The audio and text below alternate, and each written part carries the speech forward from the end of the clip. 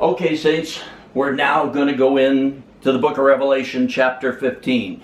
The shortest chapter in the book of Revelation, but one of the most pivotal, important chapters in the book of Revelation. But we got to understand where we're at, how we got here. It's very important that we know we entered that small gate and we're staying on that narrow way. We must stay focused. We must stay on that thin line, which is Christ himself.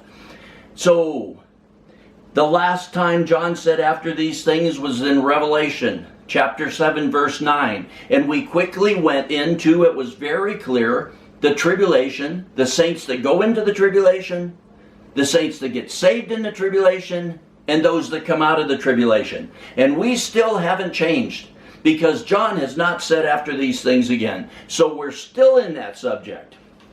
And another thing we must understand, we're also in the two signs. They have not quit. A lot of people don't understand that. You're still in the two signs of Revelation chapter 12. The great sign that appeared in heaven of the woman who gave birth. The woman, as we've said, you can plainly see is the church. And the child she gives birth to that will rule and reign with Christ is the pre-tribulation rapture. Those that are ready, waiting, watching. They got caught up in the pre-tribulation rapture. The other sign there was another sign, the sign of the great red dragon, Satan. So we're still in those signs. We're in the after these things of the saints that go into the tribulation, and those get saved in the tribulation, those that come out of the tribulation. And we're still in these two signs. The sign of the church, giving birth, and the sign of Satan. And we saw Satan in chapter 13, the kingdom of the beast and the antichrist. We saw in chapter 14, the harvesting of the earth, first the first fruits, the pre-tribulation rapture. And we saw the Lord's harvest, starting in chapter 14, verse 14 and 15. And then we saw the harvest of the grapes of wrath, ending chapter 14 in verses 19 and 20. So we entered that grapes of wrath. And why is the grapes of wrath there when we haven't said entered a new subject? John hasn't said after these things. Because now Israel, through the preaching, teaching, death, and resurrection of those two witnesses, they're turning to Christ. And the antichrist and the kingdoms, the armies of the earth are going to come up against them. And that will be the harvest of the grapes of wrath. And now we come to chapter 15. And look what we see first, saints. And I saw another sign in heaven. We got to understand. You got to keep this. We're still in the subject of those who go into the tribulation and come out of the tribulation. We're still in those two signs. And now we have a third sign. And it says, and I saw another sign in heaven, great and marvelous, 7 angels who had 7 plagues. So John sees this sign. As we've said, these are signs. This is not an open vision. He's not seeing an open vision of an angel or the Lord or the throne of God or the Father. It's a sign. It's a type, a symbol. It represents something. So we got to keep that in mind, saints. It's very important to remember. This is a sign, the third sign. And it's great and marvelous to John. 7 angels. This is what he sees. These 7 angels, these 7 plagues, are a sign of something. Keep that in mind, saints.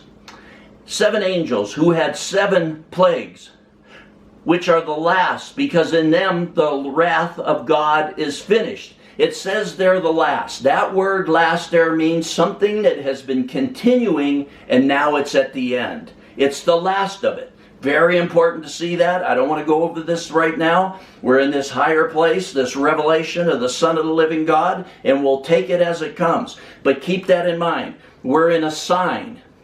And in this sign you have the 7 angels with these 7 plagues are the sign, which are the last, because in them the wrath of God is finished. It says the last means something that's been playing out and comes to its end. And we're going to see that in chapter 16. But for now, 15:2.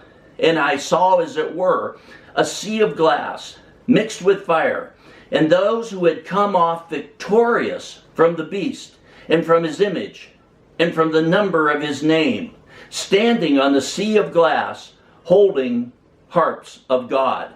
So we see here, after John sees these 7 angels with these 7 plagues, which were a sign, a symbol of something, bringing something to an end, he sees this sea of glass.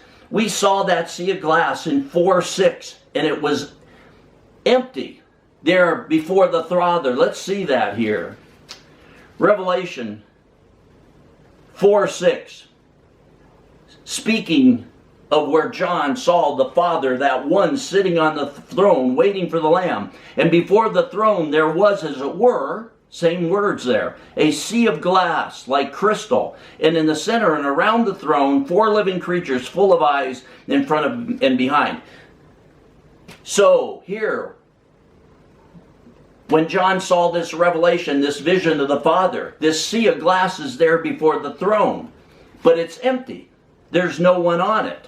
And then we saw in Revelation 7:9, after these things, I looked and behold a great multitude which no one could count, from every tribe, tongues, and peoples and tongues, standing before the throne. What was before the throne? The sea of glass. So all these that come out of the tribulation are on this sea of glass. And now in verse 15:2 we see, and I saw, as it were, the same phrase, a sea of glass mixed with fire, and those who had come off victorious from the beast, and from his image, and from the number of his name, standing on the sea of glass. So you're going to see now, we've come to the end of the tribulation. That's why this wrath of God, the grapes of wrath, is mentioned just before this, because they're coming against Israel. They're killing the Jewish people as fast as they can. They're beheading them because they're rejecting the antichrist, and they're turning to the true Messiah. And that's why it mentions them here. And I saw, as it were, a sea of glass. It's the same sea of glass that was empty in chapter 4. It's there before the throne, where the sea of glass is, with that multitude that comes out of the tribulation. These are part of that same people. Because that elder had told John, who are these? He said, I don't know. And he says, these are the ones that come out of the tribulation. All the ones that come out of the tribulation. And now we're down to the last 3.5 years of the tribulation. And those that come off victorious from the beast. And they're standing on that sea of glass. So this is bringing us right down to the end of the tribulation, where the Gentiles have been taken in the pre-tribulation rapture or the mid-tribulation rapture. The time of the Gentiles is over. God has turned back to Israel. He has opened their eyes. And this represents those, as it says, they come off victorious from the beast and his mark, his number. And they're standing on that sea of glass, because we're coming to the end of that subject that John has you in. The saints that go into the tribulation, those get saved in the tribulation, those that come out of the tribulation. We're coming to the end of it. And now this is the Israelis that have turned to Christ. They come off victorious from the beast. And they're standing on that sea of glass. And you say, well, I think this is all the Christians through all ages, or all the Gentiles. No, because you're going to see right here why this is true. In 15:3, and they, who? These that come off victorious, standing on that sea of glass, they come off victorious from his number and his name. And they sang the song of Moses. These are the Israelis at the end of the tribulation, after the time of the Gentiles. These are the Israelis that turned to Christ in the last 3.5 years of the tribulation. And they, how do you know that? They're singing the song of Moses. They're singing Hebrew songs. They're singing Israeli songs. The bondservant of God. And the song of the Lamb. They've become Christians. They've received their true Messiah. They've repented. They're born again. This is the Jewish Christians at the very end of the tribulation, because we're still, but coming to the end of that subject that John has you in Revelation 7:9. Those that go into, are saved in, and come out of the tribulation. And this is the last of them. The Israelis in the last 3.5 years of the tribulation. And what are they singing? Great and marvelous are your works, O Lord God, the Almighty. Righteous and true are your ways, thou King of the nations. Who will not fear, O Lord, and glorify your name? For thou alone art worthy. For all the nations will come and worship before thee. for thy righteous acts have been revealed. So these, you can see, are singing the Song of Moses. They're Israeli songs, they're Hebrew songs, but they've been born again. They're also singing songs of the Lamb.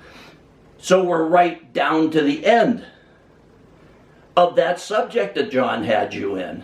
The subject of those who go into, get saved in, and come out of the tribulation. And you say, how do you know you're ending there right now? Because look at the next verse, saints.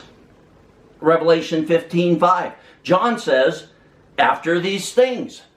John, as you know by now, is now going to totally change subjects. We're changing now from the subject of those that go into the tribulation, get saved in the tribulation, can come out of the tribulation, because now John has said after these things. So we are totally changing subjects. After these things I looked. So now John looks again. After seeing all those things, he says, I looked, and the temple of the tabernacle of testimony in heaven was opened. And the 7 angels who had the 7 plagues from 15:1 came out of the temple, clothed in linen, clean and bright, and girded around their breasts with golden girdles. And in verse 7, and one of the 4 living creatures, remember the living creatures stand between heaven and earth, between God and man, and one of the 4 living creatures gave to the 7 angels 7 golden bowls full of the wrath of God who lives forever and ever and ever. So now these 7 angels, this sign, this type, this symbol, these 7 angels were, one of the 4 living creatures gives them the 7 bowls of wrath. And the temple was filled with smoke from the glory of God and from his power. And listen here, saints, and no one was able to enter the temple until the 7 plagues of the 7 angels were finished. So now we've come to, you've had the pre-tribulation rapture of the first fruits, those ready, waiting, watching. You saw the harvest of the earth in Revelation 14:15. The harvest of the Lord's people. You saw the harvest of the grapes of wrath. You saw this sign, this symbol. And the Israelis in the last 3.5 years turn into the Lord, singing the Song of Moses, the Song of the Lamb. John changes subjects. And you see these 7 angels with the 7 plagues. One of the 4 living creatures gave to the 7 angels 7 golden bowls full of the wrath of God. Now we're going to go into the bowls, the wrath. And remember, they're a type, they're a symbol, they're a continuation of something that brings that continual thing to an end. And it says, and no one was able to enter the temple until the 7 plagues of the 7 angels were finished.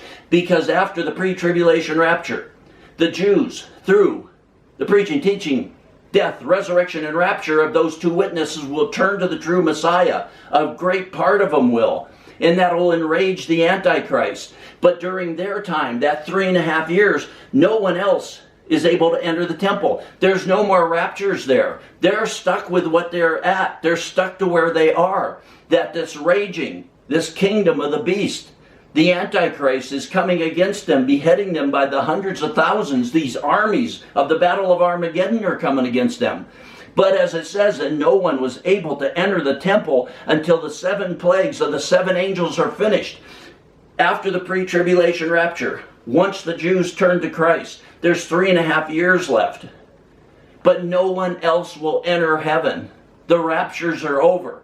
At the end, when he returns, we'll see what happens to those that are left on earth, to the Jews that have turned to Christ. As we go on in the next message, saints, in chapter 16, remember, very important, we're coming to very important stuff, a great revelation, that you understand that these 7 bowls of wrath, these 7 plagues from these angels are a sign, a symbol, a type of something that has been going on continually through the tribulation, and that is about to come to an end. And we will continue with our revelation, our ever-increasing revelation of the Son of the living God with chapter 16 next time. Be ready for it, saints. It's a wonderful revelation.